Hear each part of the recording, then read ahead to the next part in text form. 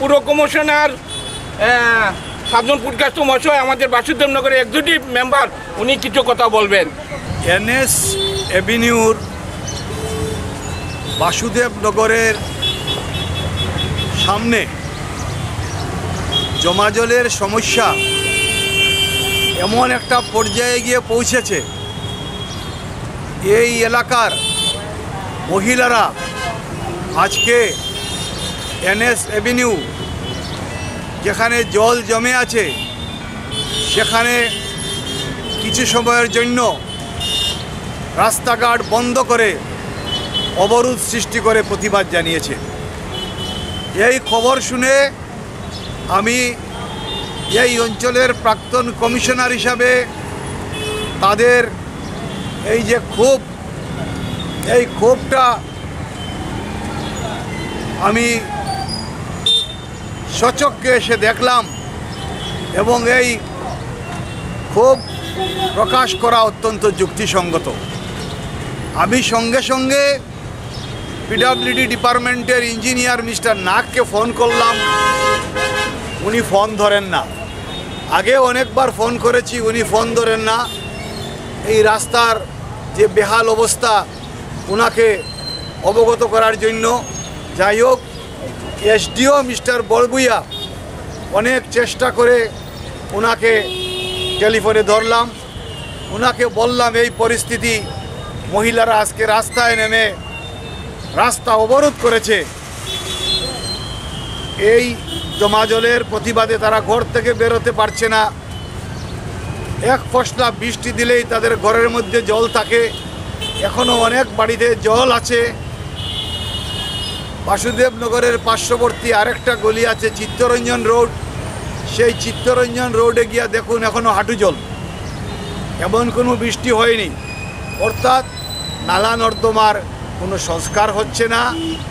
এবং এখানে আমরা দেখতে পাচ্ছি কোটি কোটি টাকা ব্যয় করে একটা ড্রেন তৈরি করা হয়েছে পুরাতন এলআইসি অফিসের সামনে থেকে মেহেরপুরের দিকে।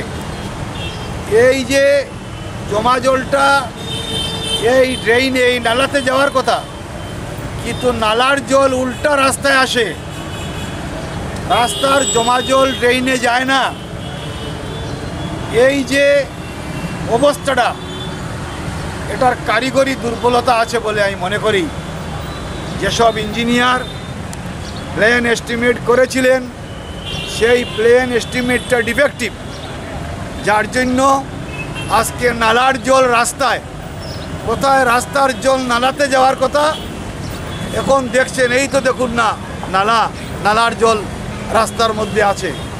মেয়ে ছেলেরা আছেন, স্কুলের ছাত্রছাত্রীরা আছেন, অনেক সময় রুগী নিয়ে বেরোতে হয়, কিন্তু ঘর থেকে বেরোয়ার উপায় নেই।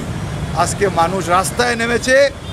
এটা কর্তৃপক্ষর সঠিকভাবে দেখা উচিত। আমরা দেখেছি জেলা শাসক গত পরশুদিন একটা নোটিশ জারি করেছেন, লঙ্গাই খাল, সিঙ্গির খাল, রাঙ্গির খালে যে সমস্ত আনঅথরাইজ কনস্ট্রাকশন আছে 30 জুনের মধ্যে সেগুলো সরিয়ে নেওয়ার জন্য। আমরা জেলা শাসককে ধন্যবাদ জানাচ্ছি, কিন্তু সরাবেটা কে? আপনি যাদেরকে বলছেন সরাবে, এইসব কনস্ট্রাকশন তো ব্যক্তিগতভাবে অনেকেই তৈরি করেনি, ব্যক্তিগতভাবে 2-4টা থাকতে পারে। সরকারিভাবে তো অনেক কালভার্ট তৈরি করা হয়েছে, সরকারিভাবে তো অনেক নালা তৈরি করা হয়েছে। যে সমস্ত নালা দিয়ে, যে সমস্ত কালভার্ট দিয়ে জল যাচ্ছে না, এবং সেটা করতে গেলে আমরা যদি ডিপার্টমেন্টের সঙ্গে কথা বলি, অর্থাৎ ওয়াটার রিসোর্স ডিপার্টমেন্ট, জল সম্পদ বিভাগের সঙ্গে কথা বললে ওনারা বলেন আমাদের কাছে তো 1টা টাকাও নেই, ফান্ডে কোনো টাকা নেই। টাকার যোগানটা কে দেবে? টাকার যোগান যদি না থাকে, এই সমস্ত অর্ডার দিয়ে, এই সমস্ত পরিকল্পনা গ্রহণ করে কোনো লাভ নেই। এই ধরনের এইভাবে অনেক প্রকল্প জেলা শাসকের কার্যালয় হয়ে দিশপুরে গেছে, প্রকল্পগুলো ফাইল চাপা পড়ে আছে। যাই হোক, আজকে মহিলারা রাস্তায় নেমে অবরোধ করেছেন। আগামীতে আরও বড় ধরনের কর্মসূচি এই এলাকার মানুষ নেবে। শুধু বাসুদেবনগর নয়, লিঙ্ক রোডেরও একই অবস্থা, চিত্তরঞ্জন রোডের অবস্থা, সোনাই রোডেরও একই অবস্থা। এই সমস্ত অঞ্চলের মানুষ দীর্ঘদিন নীরব থাকবে না। গত নির্বাচনে চিত্তরঞ্জন রোডের মানুষ ভোট বয়কট করেছেন। আগামী দিনে সমস্ত নিউ শিলচরের মানুষ এই ধরনের পদক্ষেপ নিতে বাধ্য হবে।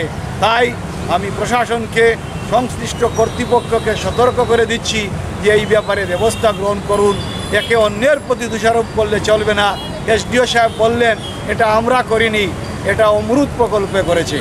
আপনি যখন বললেন যে আপনার যেখানে সমস্যা তার উল্টা দিকে আরবান ওয়াটার সাপ্লাই আছে, তাদের সঙ্গে কথা বলুন। অমরুদ প্রকল্পে পাইপ বসাতে গিয়ে কোনো জায়গায় রাস্তা নষ্ট করেছে, কিন্তু নালার জল রাস্তায় অমৃত প্রকল্পের জন্য আসে, এই কথা আমরা বিশ্বাস করতে পারি না। সুতরাং আমরা মনে করি, আমরা যা দেখছি যে বিভিন্ন বিভাগের যে কাজ চলছে, গ্যাসের পাইপলাইনের কাজ চলছে, জলের পাইপলাইনের কাজ চলছে, কেবল লাইনের কাজ চলছে, একটা বিভাগের সঙ্গে আরেকটা বিভাগের কোনো ধরনের সমন্বয় নেই, কোনো ধরনের কোঅর্ডিনেশন নেই। এবং কোঅর্ডিনেশনটা আনতে গেলে জেলা শাসককে উদ্যোগী হতে হবে। জেলা শাসক উদ্যোগী হয়ে সংশ্লিষ্ট বিভাগগুলোকে ডেকে তার ব্যবস্থা নিতে হবে, নতুবা এই সমস্যার কোনো সমাধান হবে না। আমরা শুনেছি যে সংগঠনই যে প্রজেক্টের কাজ করছে, সেই সংগঠন, সে গ্যাসের হোক, জলের হোক বা কেবল লাইনের হোক, এটা তাদের দায়িত্ব। রাস্তা যদি নষ্ট হয়, নালা যদি নষ্ট হয়, সেটা ঠিক করে দেওয়া। এবং স্কিমে সেই অর্থ বরাদ্দ করা হচ্ছে, সেই অর্থগুলো যাচ্ছে কোথায়? আজকে অমৃত প্রকল্পের মাধ্যমে যে সমস্ত রাস্তা নষ্ট হয়েছে, সেই সব রাস্তা তো আজও ঠিক হয়নি। চিত্তরঞ্জন মূর্তির নিচে যে বেহাল অবস্থা, এটা তো অনেকাংশে অমৃত প্রকল্পের পাইপের বসানো পরিপ্রেক্ষিতে এই অবস্থাটা সৃষ্টি হয়েছে। আমরা চাই সংশ্লিষ্ট বিভাগগুলোর মধ্যে সমন্বয় তৈরি হোক। এই ব্যাপারে জেলা শাসক উদ্যোগী হন। জানি না, জেলা শাসক তো 3 বছর 4 বছর পর বদলি হয়ে যান। এই জেলা শাসক যতদিন আছেন তার মধ্যে যেন আমাদের এই দুরবস্থা দূর হয়, এই আশার আমি রাখছি।